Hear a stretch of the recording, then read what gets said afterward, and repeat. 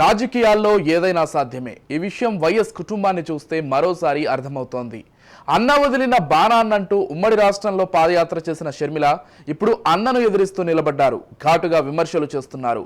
YS Rajasekhara Reddy కుమార్తె Sharmila PCC అధ్యక్షురాలిగా పూర్తి స్థాయిలో తన పాత్రలోకి పరకాయ ప్రవేశం చేశారు. కడప లోక్సభ బరిలో నిలబడ్డారు. ఆమెకు తోడుగా మరో సోదరి సునీత ఉన్నారు. ఇక్కడి వరకు వచ్చాక మొహమాటాలేంటని ఆమె నేరుగానే జగన్మోహన్ రెడ్డిపై విరుచుకుపడుతున్నారు. వైఎస్ వివేక హత్య కేసులో హంతకులకు అండగా నిలవడంతో జగన్మోహన్ రెడ్డిపై యుద్ధం ప్రకటించారు సోదరీమణులు. వారు రోజు రోజుకు తమ డోస్ పెంచుకుంటూ పోతున్నారు. కడప లోక్సభలో షర్మిల ప్రజల్ని హంతకుడిగా వైఎస్ బిడ్డక మీ ఓటు అని సూటిగా ప్రశ్నిస్తూ వస్తున్నారు. ప్రచారంలో ఈ అటాక్ తర్వాత స్థాయికి వెళ్తోంది. వైసీపీ ప్రధాన ఓటు బ్యాంక్ అయిన దళితులు, ముస్లింల ఓటు బ్యాంకును కాంగ్రెస్ వైపు మళ్లించేందుకు షర్మిల వ్యూహాత్మకంగా గురిపెట్టారు. బీజేపీకి గులాంగిరి చేస్తున్నారని, బీజేపీ వైసీపీ వేరువేరు కాదని ప్రజల్లోకి బలంగా తీసుకువెళ్తున్నారు. ఈ క్రమంలో దళిత నేతల్ని పెద్ద ఎత్తున కాంగ్రెస్లోకి ఆకర్షిస్తున్నారు. వైసీపీలో టికెట్ దక్కని దళిత నేతల్ని వరుసగా పార్టీలో చేర్చుకుంటున్నారు. ఇంతకు ముందే ఆర్థర్ ఎలీజా పార్టీలో చేరగా తాజాగా పూతలపట్టు ఎమ్మెల్యేలను చేర్చుకున్నారు. గుంటూరుకు చెందిన డొక్కా మాణిక్య వరప్రసాద్ కూడా పార్టీలో చేరతారన్న ప్రచారం జరుగుతోంది. జగన్ తీరుతో మోసపోయిన నేతలంతా కాంగ్రెస్ గూటికే చేరుకుంటున్నారు. మరోవైపు వైఎస్ సునీత కూడా ప్రతిరోజు ఏదో టాపిక్ పై మాట్లాడుతున్నారు.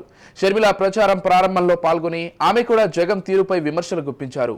3 రోజుల కిందట ప్రెస్ మీట్ పెట్టి జగన్ ఓటమే లక్ష్యమన్నారు. జస్టిస్ ఫర్ వివేక పేరుతో ప్రెస్ మీట్ పెట్టి కీలక విషయాలను వెల్లడించారు. అవినాష్ రెడ్డికి మళ్ళీ టికెట్ ఇవ్వడంతో వీరు ఏ మాత్రం తగ్గకూడదని డిసైడ్ అయ్యారు. ఇక వివేక హత్య కేసులో మరో ట్విస్ట్ నెలకొంది. వివేక హత్య కేసు నిందితుడు శివశంకర్ రెడ్డికి ఇటీవల తెలంగాణ హైకోర్టు బెయిల్ మంజూరు చేసిన సంగతి తెలిసిందే. అయితే శివశంకర్ రెడ్డికి బెయిల్ ఇవ్వడాన్ని సవాల్ చేస్తూ వివేక కుమార్తె సునీత రెడ్డి సుప్రీంకోర్టులో పిటిషన్ వేశారు. శివశంకర్ రెడ్డి బెయిల్ను రద్దు చేయాలని కోరారు. ఆమె పిటిషన్పై సుప్రీం ధర్మాసనం విచారణ చేపట్టింది. శివశంకర్ రెడ్డి సహాయ కేసులో ప్రతివాదనకు జస్టిస్ సంజీవ్ ఖన్నా బెంచ్ నోటీసులు జారీ చేసింది. తదుపరి విచారణ జూలై 22కు వాయిదా పడింది. మొత్తంగా ఇదే అంశానికి సంబంధించి మరింత సమాచారం అందించడానికి మా ఇన్పుట్ ఎడిటర్ రెడ్డి సిద్ధంగా ఉన్నారు. ఆంధ్రప్రదేశ్లో ఎన్నికల పోరు హోరెత్తిపోతోంది. రాజకీయ పక్షాలు పరస్పర దోషణలు, ప్రచారాలతోటి ముందుకు సాగిపోతున్నాయి. ప్రధానంగా అధికారంలో ఉన్నటువంటి వైఎస్ఆర్సీపీ తరఫున, ప్రతిపక్షంగా ఉన్నటువంటి తెలుగుదేశం, అలాగే జనసేన, బీజేపీ, ఎన్డీఏ కూటమి వైపు ప్రచారాలు సాగిస్తున్నటువంటి నేతలు పరస్పర దూషణలకు ఏమాత్రం వెనుతీయడం లేదు. అయితే సంక్షేమము, అభివృద్ధి, ప్రత్యర్థుల మీద విమర్శలు ఇవన్నీ ఒక ఎత్తు అయితే, ప్రస్తుతం కడపకు సంబంధించినంత వరకు జరుగుతున్నటువంటి ప్రచారం, అలాగే రాష్ట్ర వ్యాప్తంగా కూడా ఈ అంశానికి ఇస్తున్నటువంటి ఒక ప్రాధాన్యత చూస్తే మొత్తంగా ఈ ఎపిసోడ్ కొంత ఆసక్తిని కలిగిస్తుంది. అదేంటంటే వైఎస్ వివేకానందరెడ్డి హత్య. కడపలో ప్రధానంగా వివేకానందరెడ్డి హత్యకు సంబంధించినటువంటి ప్రచారాన్నే అన్ని పక్షాలు విస్తృతంగా చేస్తూ వస్తున్నాయి. ఇందులో ముఖ్యమైనది వైఎస్ కుటుంబానికి చెందినటువంటి వైఎస్ తనయ షర్మిల చేస్తున్నటువంటి ఆరోపణలు ముఖ్యంగా చూడాలి. మరోవైపు నుంచి చంద్రబాబు నాయుడు కూడా దీనికి సంబంధించినటువంటి అంశాలను ప్రస్తావిస్తూ వస్తున్నారు. వివేక హత్యకు సంబంధించినటువంటి అంశాలు. నిజానికి 2019 ఎన్నికలకు ముందు తెలుగుదేశం పార్టీ అధికారంలో ఉన్న సమయంలోనే ఈ హత్య జరిగింది. అప్పటికప్పుడు నిందితులు ఎవరు ఏంటి అనేది తేలే అంశం కాదు. మొత్తం మీద రకరకాల ఆరోపణలు ఇవన్నీ జరిగిన తర్వాత ఈ అంశం సిబిఐ విచారణకు వెళ్ళింది. ఈ మధ్యలో జరిగినటువంటి పోరంతా ఒక ఎత్తు. ఇక ఈ అంశాన్ని 2 కోణాల్లో చూడాల్సినటువంటి అవసరం ఉంది. మొదటిది విచారణ పరంగా, న్యాయపరంగా జరుగుతున్నటువంటిది. రెండవ అంశం రాజకీయపరమైనటువంటిది. ఇప్పుడు జరుగుతున్నటువంటిది అంతా కూడా రాజకీయపరమైనటువంటి అంశంగానే మనం చూడాల్సి వస్తుంది. వివేక హత్యకు జగన్మోహన్ రెడ్డి కారకుడంటూ, లేదా ఈ హత్య వెనుక ప్రధాన సూత్రధారి అవినాష్ రెడ్డి అంటూ షర్మిల చేస్తున్నటువంటి ఆరోపణలు ఒకవైపు, ఆవిడకు మద్దతుగా వివేక తనయ సునీత చేస్తున్నటువంటి ఆరోపణలు మరోవైపు కనిపిస్తూ ఉన్నాయి. ఇదంతా వైఎస్ కుటుంబ వ్యవహారంగా అక్కడ ఓటర్లు చూస్తున్నారా, లేదు రాజకీయ అంశంగా చూస్తున్నారా అనే దాని మీద ఇప్పటికైతే స్పష్టత లేదు. కానీ ప్రధానంగా దీనినే ఎన్నికల అస్త్రంగా ఉపయోగించుకున్నటువంటి పరిస్థితులు అయితే కనిపిస్తున్నాయి. ఈ కేసులో గంగిరెడ్డి, దస్తగిరి వంటి వారి పేర్లు గతంలో వచ్చాయి. అలాగే అవినాష్ రెడ్డి తండ్రి అరెస్ట్ అయ్యారు. అవినాష్ రెడ్డికి కూడా కొంత హడావుడి తర్వాత అరెస్టు, బెయిలు అంటూ జరిగింది. ఇక విచారణ సరైన దిశలో సాగటం లేదు అని చెప్పి సునీత న్యాయస్థానాలను ఆశ్రయించింది. ఈ కేసు మొత్తం సిబిఐ దర్యాప్తుకు అప్పగించాలి అనేటువంటి డిమాండ్ కూడా చేశారు. ప్రస్తుతం సిబిఐ కూడా దర్యాప్తు చేస్తోంది. ఇది ఎప్పుడుకి తేలుతుంది అనే దాని మీద కూడా మనం ఎలాంటి క్లారిటీ ఇచ్చేటువంటి పరిస్థితి లేదు. న్యాయస్థానాల్లో విచారణలో ఉన్నటువంటి అంశం మీద ఎక్కువ ప్రస్తావించడం కూడా సహేతుకం కాదు. అయితే ఈ హత్యకు కారకుణ్ణి అని చెప్తూ అప్రూవర్గా మారినటువంటి దస్తగిరి చెప్తూ ఉన్నాడు. ఆశ్చర్యం ఏంటి అంటే ఈ హత్యలో పాల్గొన్నాను అని చెప్తున్నటువంటి దస్తగిరి కూడా ప్రస్తుతం వీళ్లతోటి ఉన్నాడు అనేటువంటిది ఎవరైతే ఈ జగన్మోహన్ రెడ్డి మీద ఆరోపణలు చేస్తున్నారో వాళ్లతోటే ఉన్నాడు అని ఇటీవల జగన్మోహన్ రెడ్డి తన సిద్ధం బస్సు యాత్ర ప్రారంభం రోజు మొట్టమొదటి రోజే ఒక సమాధానం చెప్పేటువంటి ఒక ప్రయత్నం చేశారు. తన మీద వస్తున్నటువంటి ఆరోపణలకు ఏ రోజైనా సమాధానం చెప్పాలనేటువంటి అభిప్రాయంతో బహుశా చెప్పారని అనుకోవాలి. ఎందుకంటే దస్తగిరిని చెప్పినటువంటి వాంగ్మూలాన్ని లేకపోతే తను చెప్తున్నటువంటి అప్రూవర్గా మారి తను చెప్తున్నటువంటి అంశాలకు అధిక ప్రాధాన్యత ఇస్తూ సునీత కానీ షర్మిల కానీ చేస్తున్నటువంటి ఆరోపణలే ఇందులో ప్రధానంగా కనిపిస్తున్నాయి. నిజానికి దీనికి సంబంధించినటువంటి సాక్ష్యాధారాలు సేకరించాల్సినటువంటిది, ప్రధానంగా హత్యలో పాల్గొన్నటువంటి వ్యక్తులు నిందితులు ఎవరు అనేది తేల్చాల్సింది న్యాయస్థానాలు. కానీ దీనికి సంబంధించినటువంటి అంశాన్ని పక్కన పెట్టేసి మొత్తం మీద ఆరోపణలు సాగిస్తూ వస్తున్నారు. ఇక మరోవైపు పార్టీకి సంబంధించినటువంటి ప్రతి అంశాన్ని కూలంకోశంగా వివరిస్తూ జగన్మోహన్ రెడ్డికి సంబంధించినటువంటి ఏ విషయమైనా సరే మీడియాకి చెప్తున్నటువంటి సజ్జల దీనిపైన స్పందించారు. ఎవరి మీద అయితే ఆరోపణలు వస్తున్నాయో అవినాష్ రెడ్డి కూడా ఇక స్పందించకుంటే కరెక్ట్ కాదు అని దీనిపైన స్పందించారు. ఇవన్నీ కూడా మనం చూసాం. వారి స్పందనలో కూడా ఈ ఆరోపణలకు సంబంధించి కొంత విచక్షణను చూపించుతూనే ఆరోపించే వారికి విచక్షణకి వదిలేస్తున్నాం అంటూ వదిలేశారు. ఓకే. అయితే షర్మిల చెప్తోంది ప్రత్యక్షంగా ఈ హత్యకు పాల్పడ్డటువంటి వ్యక్తులు అవినాష్ రెడ్డి అనేటువంటి ఆరోపణ మాత్రం చేస్తున్నారు. జగన్మోహన్ రెడ్డి దీని వెనక ఉన్నాడు అని ఆరోపణ చేస్తున్నారు. సో న్యాయస్థానాల్లో అవి ఎప్పటికి తేలుతాయి ఏంటి అనే దాని మీద మాత్రం ఎవరికి ఎలాంటి క్లారిటీ లేదు.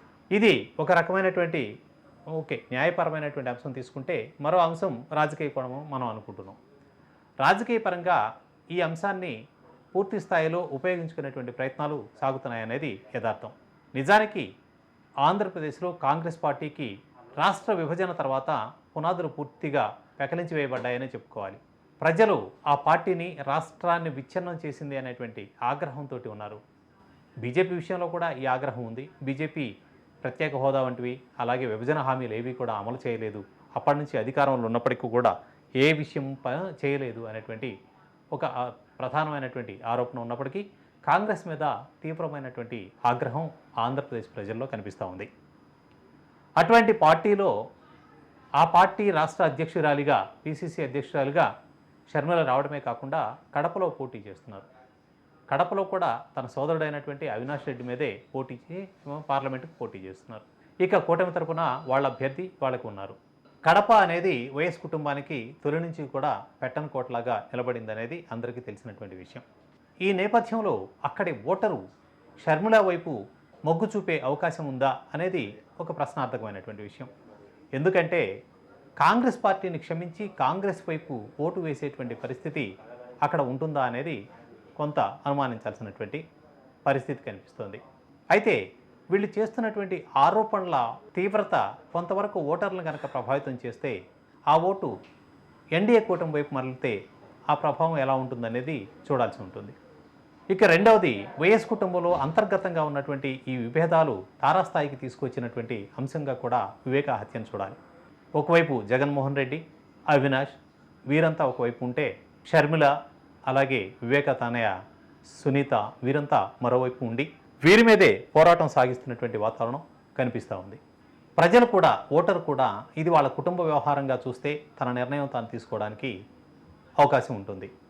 రాజకీయ అంశంగా చూసేందుకు బహుశా అంత ప్రాధాన్యమైనటువంటి విషయంగా చూసేటువంటి అవకాశం లేదు. ఎందుకంటే ఇది కుటుంబ అంతర్గత వ్యవహారం ఒకటైతే, షర్మిల చేస్తున్నటువంటి పోరాటం ప్రధానంగా కాంగ్రెస్ పక్షాన ఉండి చేస్తున్నటువంటి వాతావరణం కాబట్టి కాంగ్రెస్ పట్ల ప్రజల్లో ఉన్నటువంటి వ్యతిరేక భావన ఇక్కడ స్పష్టంగా కనిపిస్తుంది. కాబట్టి అది అంత ప్రభావం చూపిస్తుందా అనేది మనం రేపు ఎన్నికల ఫలితాల తర్వాతే చూడాల్సి ఉంటుంది. ఇక పరోక్షంగా ప్రతిపక్షానికి ఓటు వేయండి అని చెప్పకపోయినప్పటికీ సునీత చేస్తున్నటువంటిది కూడా అదే. అంటే డైరెక్ట్గా తను చెప్తున్నటువంటిది తన తండ్రి మరణానికి కారణమైనటువంటి వైసీపీకి ఓట్లు వేయవద్దు అని చెప్తోంది. అంటే వైసీపీకి ఓటు వేయొద్దు అని చెప్పడం అంటే ప్రత్యర్థులకు ఓటు వేయండి అనేటువంటి ఒక ఇండికేషన్ని పూర్తి స్థాయిలో ఇస్తూ ప్రత్యక్షంగానే విపక్ష పార్టీ వైపున తాను ప్రచారం చేస్తున్నట్లే భావించాల్సి వస్తుంది. హత్య జరిగిన 5 సంవత్సరాల తర్వాత కూడా ఇప్పటికీ దీనికి సంబంధించినటువంటి అంశం ఏమీ లేదు. ఇక దీనిపైన ఆత్మరక్షణ పడాల్సినటువంటి వైసీపీ కూడా కొంతవరకు తీవ్రంగానే స్పందిస్తుంది. ఎందుకంటే ఈ అంశం రాష్ట్ర పరిధిలో లేదు. రాష్ట్ర ఎస్ఐటి కానీ ఎవరు కూడా దీన్ని పరిశోధించడం లేదు. ప్రస్తుతం సిబిఐ దర్యాప్తు జరుగుతుంది. అది కేంద్ర ప్రభుత్వ రంగ సంస్థ, కేంద్ర ప్రభుత్వ ఆధీనంలో ఉన్నటువంటి సంస్థ.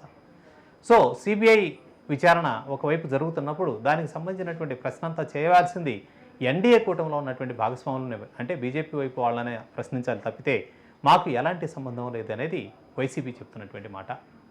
ఇక మరొక అంశం కోర్టులో ఉన్నటువంటిది, కోర్టులో సాగుతున్నటువంటి విచారణ. ఇది కూడా న్యాయస్థానాలని ఏ రాజకీయ పార్టీలు కూడా ప్రభావితం చేయలేవు అనేది వాస్తవం. న్యాయం అంటే భారతదేశంలో న్యాయం, సత్వర న్యాయం అనేది మనకు తెలుసు ఎంత వేగంగా జరుగుతుంది ఏంటి అనేది. ఇప్పుడు పెండింగ్ కేసులు ఎన్ని ఉన్నాయి, అలాగే జ్యుడిషియరీ వ్యవస్థలో ఎంత మేరకు ఖాళీలు ఉన్నాయి అనేటువంటిది మనం చూస్తూనే ఉన్నాం. ఇలాంటి నేపథ్యంలో ఈ కేసు ఎప్పుడు విచారణ పూర్తవుతుంది, ఎప్పుడు నిందితులకు శిక్ష పడుతుంది అనేది ఇప్పుడప్పుడే తేల్చేటువంటి అవకాశం లేదు. సో న్యాయపరంగా ఉన్నటువంటి ఈ అంశాలు రెండు కూడా మా పార్టీకి ఎలాంటి సంబంధము లేదు అని చెప్తూనే డైరెక్ట్గానే ఎవరైతే హత్యకు పాల్పడ్డామని చెప్తున్నారో ఆ వ్యక్తి ఎవరి పక్షాన ఉన్నాడు అనేది జగన్మోహన్ రెడ్డి సంధిస్తున్నటువంటి ప్రశ్న.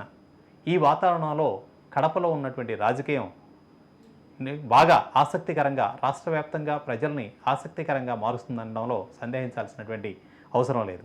అయితే ఈ ఆసక్తి ఏ మేరకు ఓటుగా మరలుతుంది, ఎంత మేరకు ఈ హత్యకు సంబంధించినటువంటి విషయాన్ని జనం పట్టించుకుంటారు అనేది కూడా ప్రశ్నార్థకమే. ఎందుకంటే వారికి కావాల్సింది వారి సంక్షేమము, వారి అభివృద్ధి, వాళ్ళకి సంబంధించి రాష్ట్ర పరిపాలనా యంత్రాంగ వ్యవహారాలే తప్పితే ఒక వైఎస్ కుటుంబంలోనో మరొకరి కుటుంబంలోనో జరిగినటువంటి సంఘటనలని అంత ప్రాధాన్యత ఓటరు ఇస్తారు అని చెప్పుకోవడానికి లేదు. అయితే కడపతోటి వారికి ఆ కుటుంబానికి ఉన్నటువంటి అనుబంధ రీత్యా కొంతవరకు ప్రభావితం కనిపించవచ్చేమో, కానీ ఆ ప్రభావం పూర్తి స్థాయిలో రాష్ట్రం మొత్తం చూపించేటువంటి అవకాశం చాలా వరకు తక్కువగా ఉందని చెప్పుకోవాలి. అయితే షర్మిల ఇక్కడ గెలవడం అంటూ జరిగితే నిజంగానే ఓటర్లు అంటే తను చేస్తున్నటువంటి ఆరోపణలు పూర్తి స్థాయిలో విశ్వసించి వైఎస్ కుటుంబంలో జరిగినటువంటి కలతలకు అవినాష్ వీళ్లే కారకులు అనేటువంటి ఓటర్ తీర్పిచ్చారని అనుకోవాల్సి వస్తుందేమో తెలియదు. సో మొత్తంగా అయితే ఇప్పుడున్నటువంటి ఈ సంఘటనలు, ఈ పరిస్థితులు మాత్రం కడప వైపు ప్రజల ఆసక్తిని మరల్చుతున్నాయని చెప్పడానికి సందేహం లేదు.